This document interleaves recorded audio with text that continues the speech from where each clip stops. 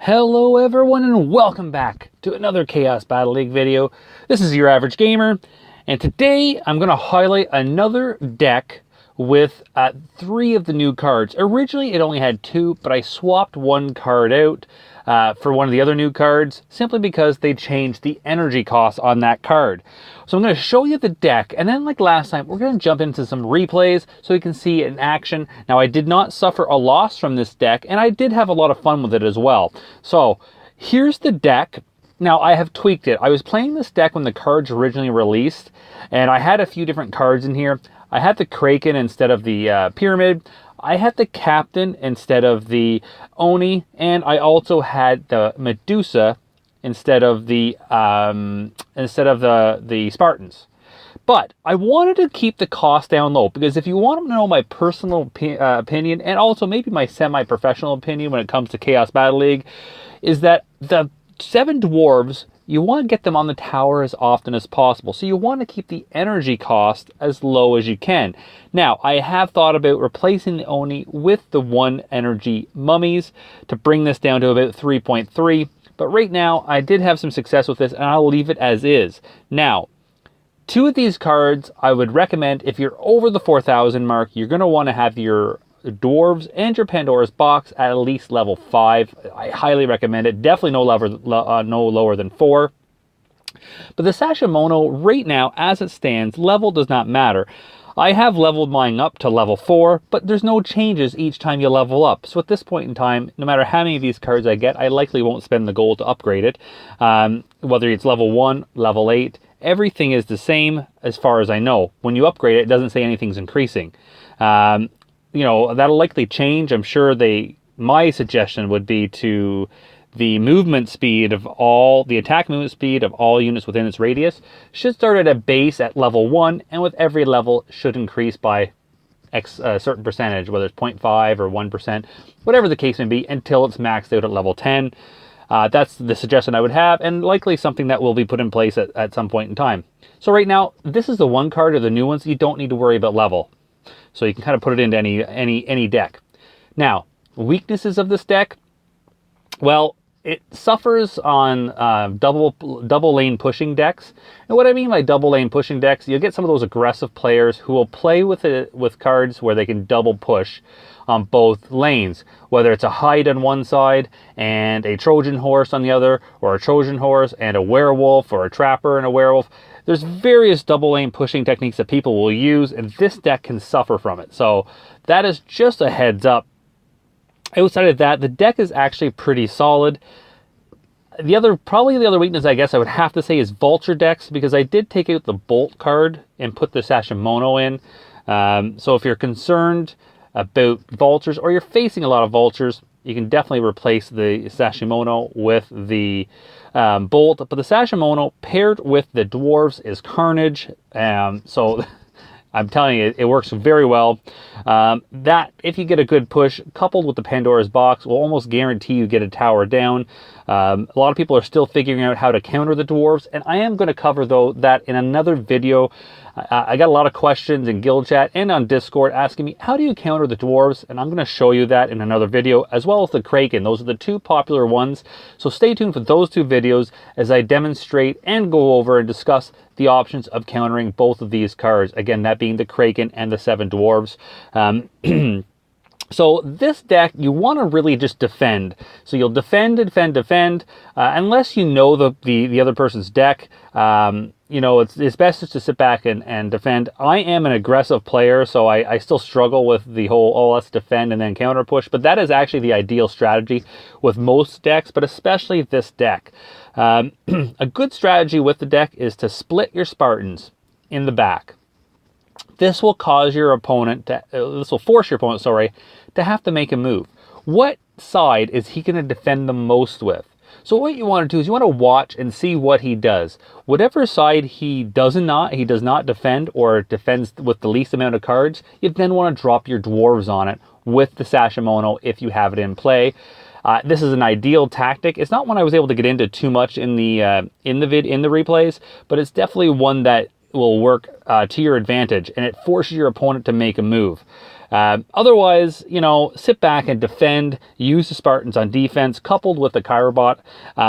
The Bohea is great on defense, but you can also use it to take out defending towers like the Pyramid, Kraken, Dynamite Tower, Obelisk, things like that. Now, without having the Bolt, and with Vulture still being in the meta, just not as popular, once you realize that your opponent has them, you want to make sure you save the Chirobot or the Bohea for those Vultures. But when you're doing your placement, you want to make sure that you place them into a spot where the Vultures will not attack your defending troop.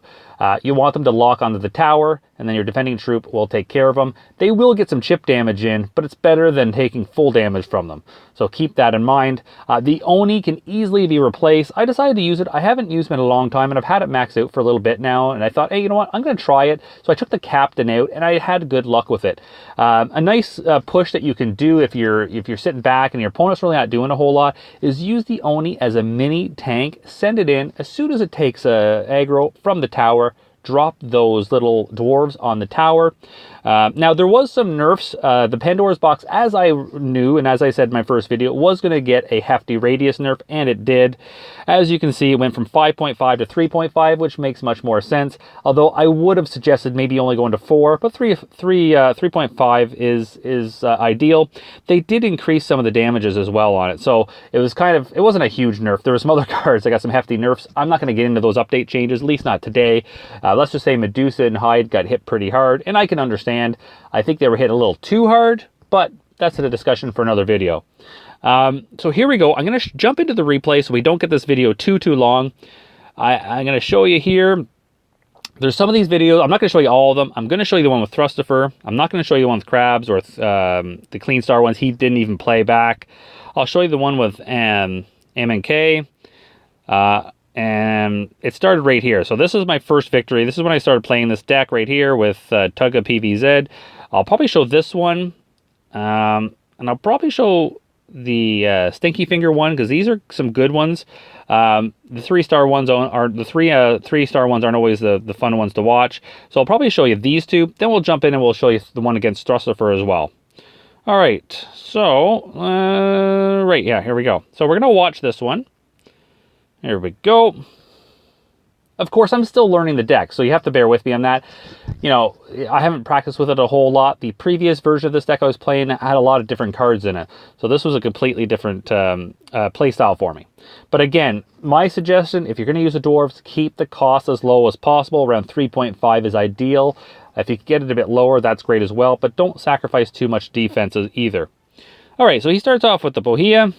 So I start off with the Oni in the back. Oni is a great starting card. Any card sitting around that 3 mark is really ideal to use. So as you can see here, I took out him pretty quickly with the Oni, which was my whole goal with that. I did not want any chip damage.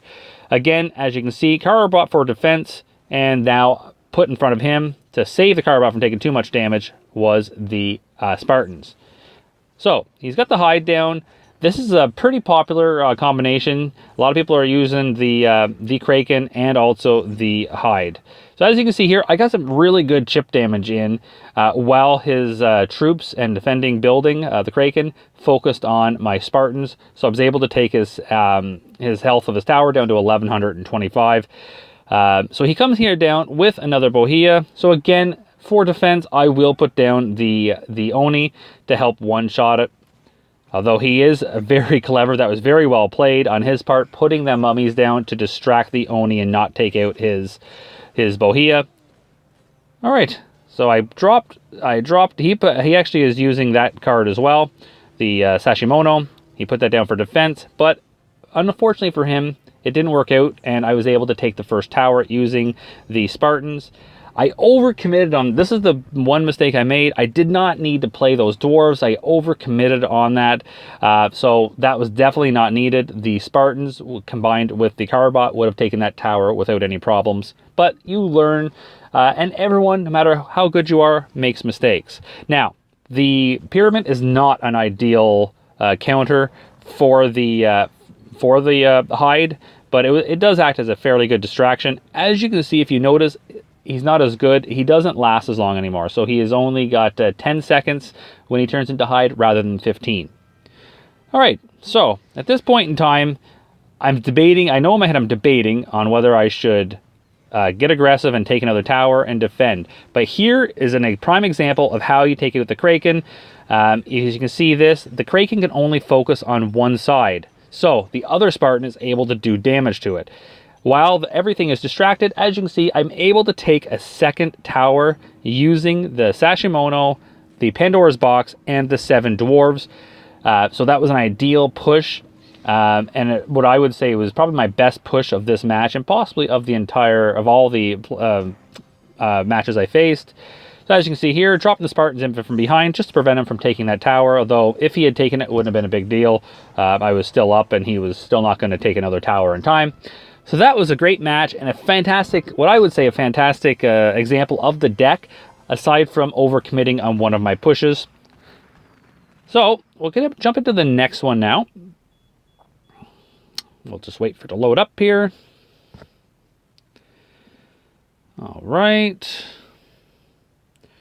So we'll scroll down here, and we will go into this one here where he took the tower. Stinky Finger. I don't know quite the name. All right, let's jump into it. I could show you a couple other of these videos, a couple of replays, but I don't want to. You'll get the idea of the 3 that I'm going to show you, and I don't want the video to be too long either. All right, so we wish him good luck. Again, these videos are, you want to manage your energy, and you want to try and keep track of your opponent's energy. It's tough to see that in the replay, because unfortunately with the replay there's this glitch where the energy always shows as 10. So it's Bohea versus Bohea. And he's also got the Carbot. Now, I was a little aggressive, and I regret this. This is another over-aggressive push. Although it did work out, I think it might have been better had I waited. But I still took the tower. But I know that left me short on energy as well. That's what happens when you're a little bit aggressive. And it is going to cost me a tower at some point in time in this match. See, this is what I mean by double lane push. I wanted to show you this example. This was with the Spartans and with the Trojan horse. And what you can see has happened here. He goes in and he can take that tower out. So that's what I'm talking about when it comes to double lane pushes. You got to be careful. I get my Spartans down to clean up the mess. However, it's a little bit late, as I've, and that's what I mean by that push. While I was able to take the tower, this could have been worse for me. It wasn't too bad, as I was able to only lose that one tower and take no other damage, but I didn't have enough energy to defend. So that's something you need to keep in mind. Always make sure you've got energy to defend. And like always, even the best players do make mistakes. I'm not saying I'm the best player, but I definitely made a mistake in overcommitting on that first push. You might say, well, you took the tower, but it also cost me a tower as well, and it could have turned out to be even worse.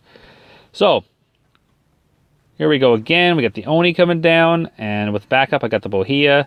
I'll be able to take out some of his troops and damage the other ones coming in. Now, I just put that down just to cycle to get down, so I can get down my Carbot for defense. And then, of course, in front of the Carbot, putting down the Spartans. So one of the things you want to make sure when you've got defending troops, when you get your tanks down, you want to make sure you put down a tank in front of your smaller troop to help keep it alive. As you can see here, I went down and I got a little aggressive again, and it didn't work out to my advantage. I only did about 400 damage, and I probably should have waited, but at the end, I didn't suffer too bad. He did not come down and put a whole lot of pressure on me. If I were him, I probably would have punished me for that. That was a bad mistake on my part. So again, ideally, you want to save that. You want to save the pyramid, but unfortunately, I need to cycle. Now, it did cost me. Like this could have been much worse than it was. Thankfully, it wasn't, and I was able to defend that pretty successfully, even with him freezing everything in place. And I misplaced my pyramid, which was another mistake. So here, I just put the Pandora's box down to help remove some of those cards, do some damage to them, get some chip damage on the defending cards and on the defending cards and on the tower. Might not have been the best move, but I was pretty confident I would be able to take this tower. And as you can see, I got a pretty good push down here, and I was able to heal up. I used the heal. As you can see, it worked out quite well. But I didn't quite get the tower, but I did a fair amount of damage. And one more push at this point in time is going to take it, but it has to be the right push. So again, I prep for defense. I don't like to waste energy, so usually if I'm sitting on 10 energy, I will play a card because I don't want to bleed out energy. So at this point in time, the clock is winding down. This one was right down to the very last second, which is always fun. So here it goes. I'm going to go with the final push of the game here, and it is successful at this point in time. As you can see here, I'm able to take it with the dying seconds remaining. So as you can see, it's a very fun deck, and technically, I guess you could say it is an aggressive deck. You just want to defend and then push, defend and then push. And that's why you want to keep the energy cost as low as possible, so you always have those dwarves in cycle and ready to go. We're going to jump into the last one, which was against Thrustifer. Another great player, a good guy. I talked to him on Discord quite a bit. We'll jump into this match.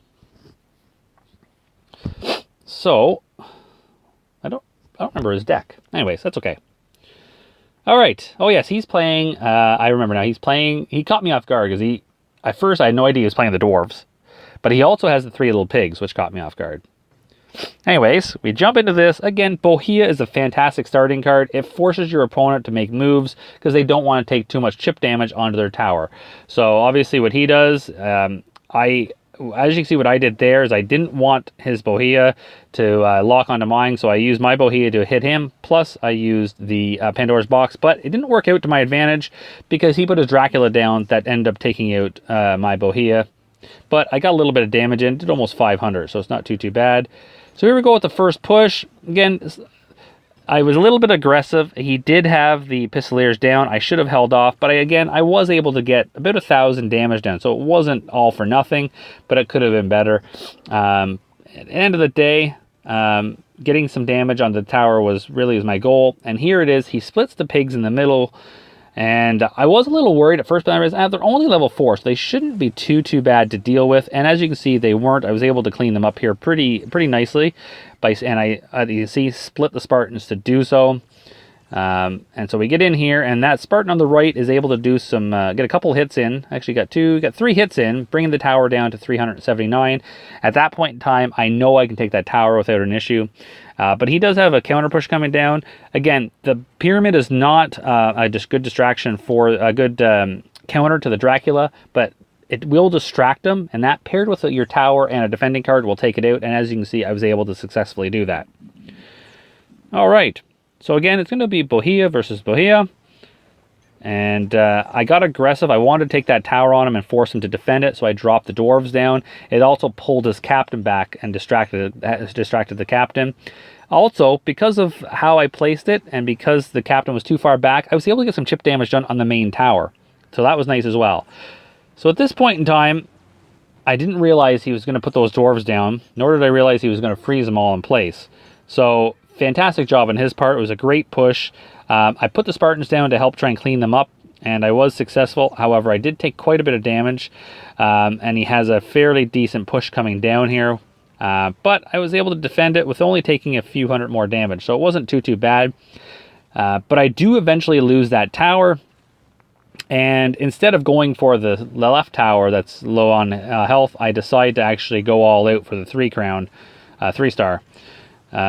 So here we go. Again, I probably shouldn't have done it that way, but I was able to get some chip damage done, and he does have a good push coming though, and I kind of overcommitted on that push on the main tower. That caused me to lose this one, and I knew he had the pigs, so I knew that could be a challenge for me, even though they're only level 4. If he drops them in the pocket and I don't react quick enough, they could do some hefty damage to my my left tower and possibly take it down. And as you can see, as I was right, he did drop them in the pocket, but I had defending troops left and was able to clean them up relatively easy. If they were level 7 or 8, that could have been a different story. This whole match would have been a different story if he had them up to a different level.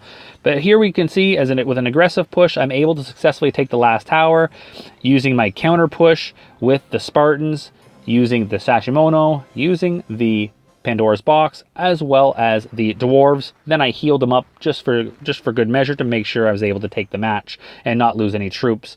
So as you can see, it is a fun deck to play. It's got some really fun cards in it. I do love the dwarves, and I do love the Pandora's Box. Probably two of my favorite epic cards now. And they do work well together. I also found that, yes, the Sashimono does work well with those two cards.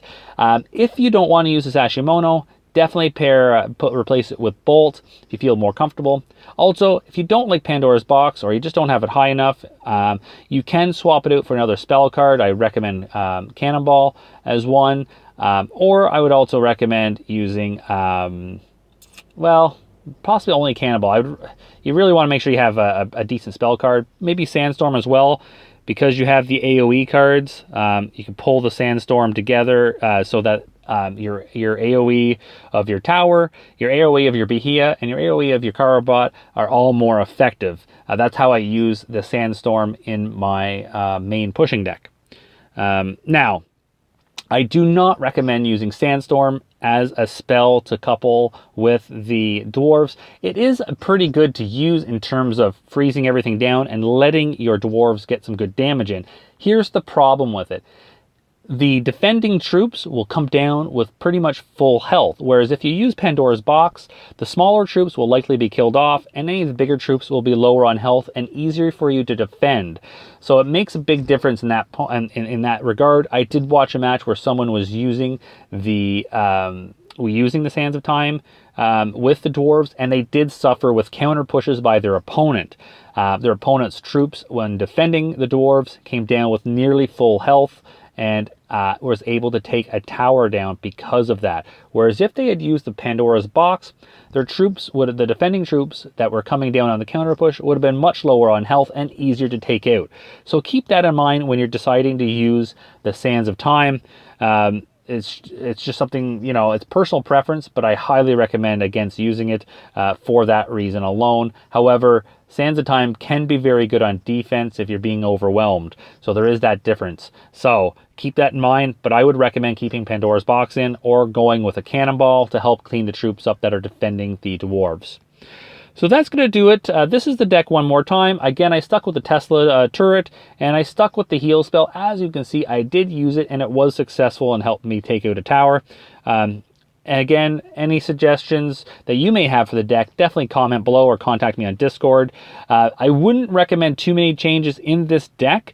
There are lots of cards you can replace it if you want to build the deck around the 3 cards that I have, but you want to make sure you have some solid defensive cards. The Cryrobot and Bohea are great at defensive cards. So are the Spartans, because they're great at going on a counter push afterwards, and they will help take out tanky units such as Hyde, both of the Cyclopses, Werewolf, anything like that. They're actually great at taking out, and you couple them with the Carabot, you're going to go on a great counter push, and if you got the energy, you can drop down them dwarves and take out the tower. So it's pretty good for what I'm using it for and how I like it right now. I may make some changes to it down the road. The Oni is probably the only card I might decide to swap out, but if I do swap it out, it'll go back to the Captain. Or possibly the Assassin. I'd like to keep the cost at 3.5, so if I replace the Oni, I personally would not go for a card worth more than 3 energy.